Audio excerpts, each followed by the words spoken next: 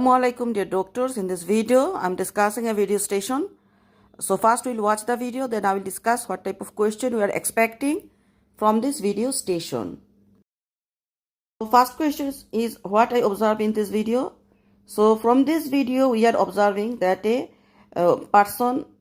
male person who has underdeveloped chest, and there is finger abnormality, short webbed finger, there is short rib, breast fat is less, and breast abnormality also presents. And in this picture we are seeing that this is a neonate who born with this defect. So here also this neonate has chest abnormality and also hand abnormality we are seeing. So from all these features, suggestive of diagnosis is Poland syndrome. Now about Poland syndrome. I can see recently born neonate in respiratory distress in form of tachypnea, retraction. He is on oxygen throw. A head box with obvious chest asymmetry and suppression in the left side looks like absence of the pectoralis muscle as well as hypoplastic nipple in the same side, and hand showed that is syndactylely in the third and the fingers.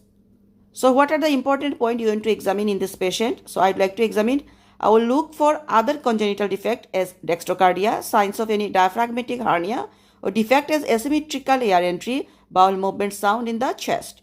GI anomalies, absent abnormal humerus, absent or abnormal radius, and there is springle deformity or not. So what is your most likely diagnosis? My most likely diagnosis is Poland syndrome. Give your differential diagnosis. So differential diagnosis are Mobius syndrome and Hanhart syndrome.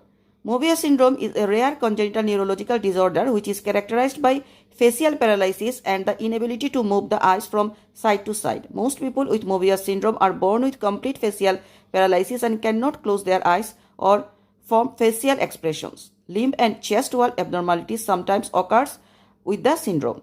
And Hanhart syndrome is a congenital disorder that causes an underdeveloped tongue and malformed extremities and fingers. Investigation. What investigation we will do in Poland syndrome?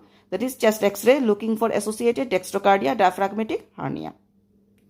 CT scans and MRIs are especially helpful telling which specific muscle groups are affected.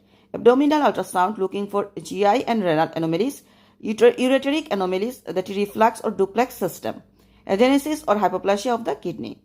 So what is the management? Management is that management of Poland syndrome may include surgical correction of the chest wall deformities.